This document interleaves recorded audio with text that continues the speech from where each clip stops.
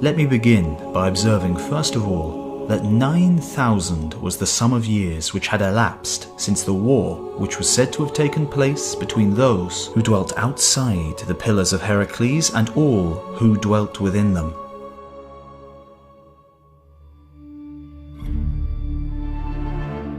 Of the combatants, on the one side, the city of Athens was reported to have been the leader and to have fought out the war. The combatants, on the other side, were commanded by the kings of Atlantis, which, as I was saying, was an island greater in extent than Libya and Asia, and when afterwards sunk by an earthquake, became an impassable barrier of mud to voyagers sailing from hence to any part of the ocean.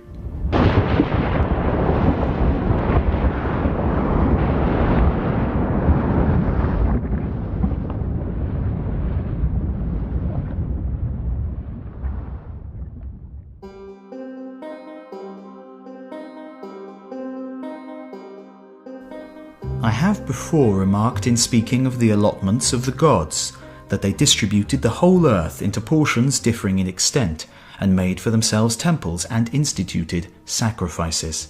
And Poseidon, receiving for his lot the island of Atlantis, begat children by a mortal woman, and settled them in part of the island, which I will describe. Looking towards the sea, but in the centre of the whole island there was a plain, which is said to have been the fairest of all plains and very fertile.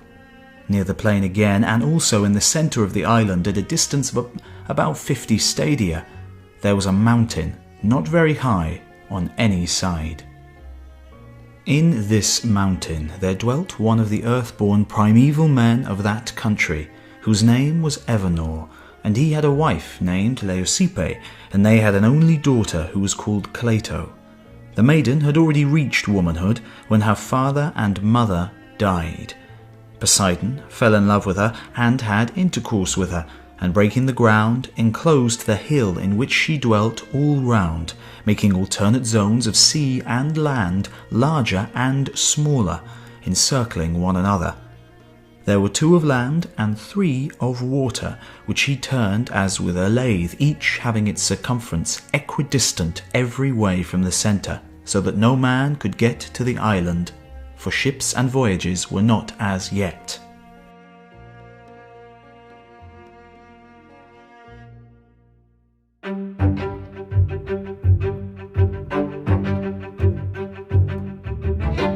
He himself, being a god, found no difficulty in making special arrangements for the centre island, bringing up 2 springs of water from beneath the earth, one of warm water and the other of cold, and making every variety of food to spring up abundantly from the soil. He also begat and brought up 5 pairs of twin male children, and dividing the island of Atlantis into 10 portions, he gave to the firstborn of the eldest pair his mother's dwelling and the surrounding allotment, which was the largest and best, and made him king over the rest. The others he made princes, and gave them rule over many men and a large territory. And he named them all. The eldest, who was the first king, he named Atlas, and after him the whole island and the ocean were called Atlantic. Now, Atlas had a numerous and honourable family, and they retained the kingdom, the eldest son handing it on to his eldest son for many generations. And they had such an amount of wealth as was never before possessed by kings, and is not likely ever to be again, and they were furnished with everything which they needed, both in the city and the country. For because of the greatness of their empire, many things were brought to them from foreign countries, and the island itself provided most of what was required by them for the uses of life. In the first place, they dug out of the earth whatever was to be found there, solid as well as fusile, and that which is now only a name, and was then something more than a name, orichalcum, was dug out of the earth in many parts of the island, being more precious in those days than anything except gold. there was an abundance of wood for carpenter's work, and sufficient maintenance for tame and wild animals. Moreover, there were a great number of elephants in the island, for as there was provision for all other sorts of animals, both those which live in lakes and marshes and rivers, and also for those who live in mountains and on plains, so there was for the animal which is the largest and most voracious of all. Also, whatever fragrant things there are now in the earth, whether roots or herbage or woods or essences which distill from fruit and flower, grew and thrived in that land. Also the fruit which admits of cultivation, both the dry sort, which is given us for nourishment, and any other which we use for food. We call them all by the common name pulse, and the fruits having a hard rind, affording drinks and meats and ointments, and good store of chestnuts and the like, which furnish pleasure and amusement, and are fruits which spoil with keeping, and the pleasant kinds of dessert, with which we console ourselves after dinner when we are tired of eating, all these that sacred island which then beheld the light of the sun brought forth fair and wondrous in infinite abundance. With such blessings the earth freely furnished them. Meanwhile they went on constructing their temples and palaces and harbours and docks, and they arranged the whole country in the following manner.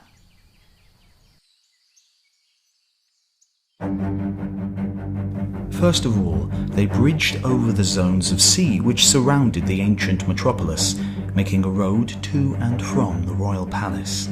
And at the very beginning they built the palace in the habitation of the god and their ancestors, which they continued to ornament in successive generations, every king surpassing the one who went before him to the utmost of his power, until they made the building a marvel to behold, for size and for beauty.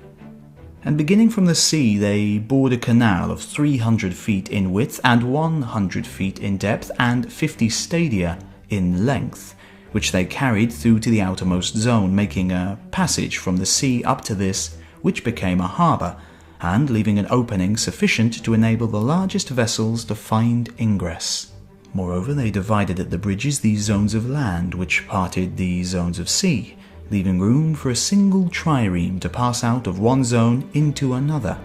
and they covered over the channels as to leave a way underneath for the ships, for the banks were raised considerably above the water.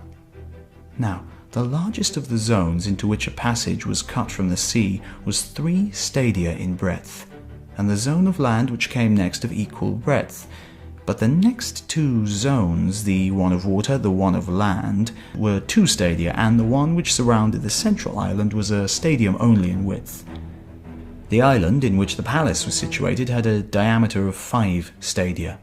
All this, including the zones and the bridge, which was the 6th part of a stadium in width, they surrounded by a stone wall on every side, placing towers and gates on the bridges where the sea passed in. The stone, which was used in the work, they quarried from underneath the centre island and from underneath the zones on the outer as well as the inner side. One kind was white, another black, and a third red. And as they quarried, they at the same time hollowed out double docks, having roofs formed out of the native rock. Some of their buildings were simple, but in others they put together different stones, varying the colour to please the eye and to be a natural source of delight, which went round the outermost zone they covered with a coating of brass, and the circuit of the next wall they coated with tin, and the third, which encompassed the citadel, flashed with the red light of orichalcum.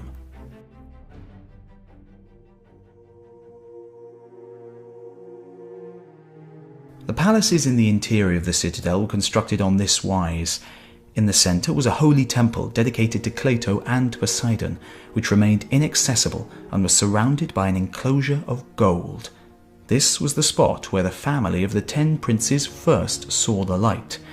and thither the people annually brought the fruits of the earth in their season from all the 10 portions, to be an offering to each of the 10.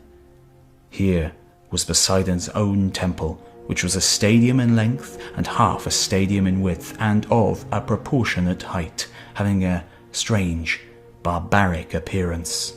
All the outside of the temple, with the exception of the pinnacles, they covered with silver, and the pinnacles with gold. In the interior of the temple, the roof was of ivory, curiously wrought everywhere with gold and silver and orichalcum. And all the other parts, the walls and the pillars and floor, they coated with orichalcum. In the temple they placed statues of gold. There was the god himself standing in a chariot, the charioteer of 6 winged horses, and such a size that he touched the roof of the building with his head. There were also in the interior of the temple other images which had been dedicated by private persons, and around the temple on the outside were placed statues of gold of all the descendants of the 10 kings and of their wives, and there were many other great offerings of kings and of private persons coming from both the city itself and from the foreign cities over which they held sway. There was an altar too, which in size and workmanship corresponded to this magnificence, and the palaces, in like manner, answered to the greatness of the kingdom and the glory of the temple. Leaving the palace and passing out along the 3, you came to a wall which began at the sea and went all round. This was everywhere distant 50 stadia from the largest zone or harbour, and enclosed the whole, the ends meeting at the mouth of the channel which led to the sea. The entire area was densely crowded with habitations, and the canal and the largest of the harbours were full of vessels and merchants coming from all parts, who, from their numbers, kept up a constant sound of human voices, and din and clatter of all sorts, night and day. I've described the city and the environs of the ancient palace nearly in the words of Solon, and now I must endeavour to represent the nature and arrangement of the rest of the land. The whole country was said by him to be very lofty and precipitous on the side of the sea, but the country immediately about and surrounding the city was a level plain, itself surrounded by mountains which descended towards the sea. It was smooth and even, and of an oblong shape, extending in one direction 3,000 stadia, but across the centre inland it was 2,000 stadia. This part of the island looks towards the south, and was sheltered by the north. The surrounding mountains were celebrated for their number and size and beauty, far beyond any which still exist, having in them also many wealthy villages of country folk, and rivers and lakes and meadows, supplying food enough for every animal, wild or tame, and much wood of various sorts, abundant for each and every kind of work. I will now describe the plain, as it was fashioned by nature and by the labours of many generations of kings through long ages. It was for the most part rectangular and oblong, and where falling out of the straight line followed the circular ditch. The depth and width and length of the ditch were incredible, and gave the impression that a work of such extent, in addition to so many others, could never have been artificial. Nevertheless, I must say what I was told. It was excavated to the depth of 100 feet, and its breadth was a stadium everywhere. It was carried round the whole of the plain, and was 10,000 stadia in length. It received the streams which came down from the mountains, and winding round the plain and meeting at the city, was there let off into the sea. Further inland, likewise, straight canals of 100 feet in width were cut from it through the plain, and again let off into the ditch leading to the sea. These canals were at intervals of 100 stadia, and by them they brought down the wood from the mountains to the city, and conveyed the fruits of the earth in ships, cutting transverse passages from one canal into another and to the city. Twice in the year they gathered the fruits of the earth, in winter having the benefit of the rains of heaven, and in summer the water which the land supplied by introducing streams from the canals. As to the population, each of the lots in the plain had to find a leader for the men who were fit for military service, and the size of a lot was a square of 10 stadia each way, and the total number of all the lots was 60,000. And of the inhabitants of the mountains and the rest of the country there was also a vast multitude, which was distributed among the lots, and had leaders assigned to them according to their districts and villages. The leader was required to furnish for the war the 6th portion of a war chariot, so as to make up a total of 10,000 chariots. Also 2 horses and riders for them, and a pair of chariot horses without a seat, accompanied by a horseman who could fight on foot carrying a small shield, and having a charioteer who stood behind the man-at-arms to guide the 2 horses. Also, he was bound to furnish 2 heavy-armed soldiers, 2 slingers, 3 stone shooters, and 3 javelin men, who were light-armed, and 4 sailors, to make up the complement of 1,200 ships. Such was the military order of the royal city. The order of the other 9 governments varied, and it would be wearisome to recount their several differences. As to offices and honours, the following was the arrangement from the first. Each of the 10 kings in his own division and in his own city had the absolute control of the citizens, and, in most cases, the laws, punishing and slaying whomsoever he would.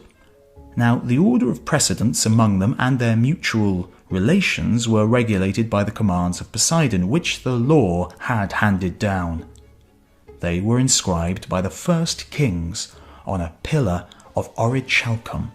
which was situated in the middle of the island at the temple of Poseidon, whither the kings were gathered together every 5th and every 6th year alternately, thus giving equal honour to the odd and to the even number. And when they were gathered together, they consulted about their common interests, and inquired if anyone had transgressed in anything and passed judgment, and before they passed judgment, they gave their pledges to one another in this way. There were bulls who had the range of the temple of Poseidon, and the 10 kings, being left alone in the temple, after they had offered prayers to the god that they might capture the victim which was acceptable to him, hunted the bulls, without weapons but with staves and nooses, and the bull which they caught they led up to the pillar and cut its throat over the top of it, so that the blood fell upon the sacred inscription. Now on the pillar, besides the laws, there was inscribed an oath invoking mighty curses on the disobedient. When, therefore, after slaying the bull in the accustomed manner they had burnt its limbs, they filled a bowl of wine and cast in a clot of blood for each of them.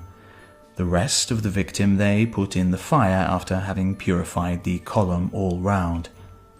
Then they drew from the bowl in golden cups, and pouring a libation on the fire, they swore that they would judge according to the laws on the pillar, and would punish him who in any point had already transgressed them, and that for the future they would not, if they could help, offend against the writing on the pillar, and would neither command others nor obey any ruler who commanded them to act otherwise than according to the laws of their father Poseidon. This was the prayer which each of them offered up for himself and for his descendants, at the same time drinking and dedicating the cup out of which he drank in the temple of the god. And after they had supped and satisfied their needs, when darkness came on and the fire about the sacrifice was cool, all of them put on most beautiful azure robes, and sitting on the ground at night over the embers of the sacrifice by which they had sworn, and extinguishing all the fire about the temple, they received and gave judgment, if any of them had an accusation to bring against any one. And when they had given judgment, at daybreak they wrote down their sentences on a golden tablet, and dedicated it, together with their robes, to be a memorial. There were many special laws affecting the several kings inscribed about the temples, but the most important was the following. They were not to take up arms against one another, and they were all to come to the rescue if anyone in any of their cities attempted to overthrow the royal house. Like their ancestors, they were to deliberate in common about war and other matters, giving the supremacy to the descendants of Atlas. And the king was not to have the power of life and death over any of his kinsmen, unless he had the assent of the majority of the 10. Such was the vast power which the god settled in the lost island of Atlantis, and this he afterwards directed against our land for the following reasons, as tradition tells. For many generations, as long as the divine nature lasted in them, they were obedient to the laws and well affectioned towards the gods whose seed they were, for they possessed true and in every way great spirits, uniting gentleness with wisdom in the various chances of life and in their intercourse with one another. They despised everything but virtue, caring little for the present state of life and thinking lightly of the possession of gold and other property, which seemed only a burden to them. Neither were they intoxicated by luxury, nor did wealth deprive them of their self-control, but they were sober and saw clearly that all these goods are increased by virtue and friendship with one another, whereas by too great regard and respect for them they are lost, and friendship with them. By such reflections, and by the continuance in them of a divine nature, the qualities which we have described grew and increased among them. But when the divine portion began to fade away, and became diluted too often and too much with the mortal admixture, and the human nature got the upper hand, they then, being unable to bear their fortune, behaved unseemly, and to him who had an eye to see grew visibly debased, for they were losing the fairest of their precious gifts. But to those who had no eye to see the true happiness, they appeared glorious and blessed at the very time when they were full of avarice and unrighteous power.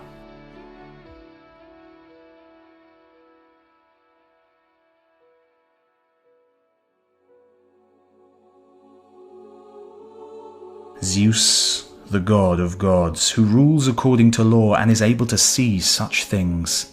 perceiving that an honourable race was in a woeful plight, and wanting to inflict punishment on them,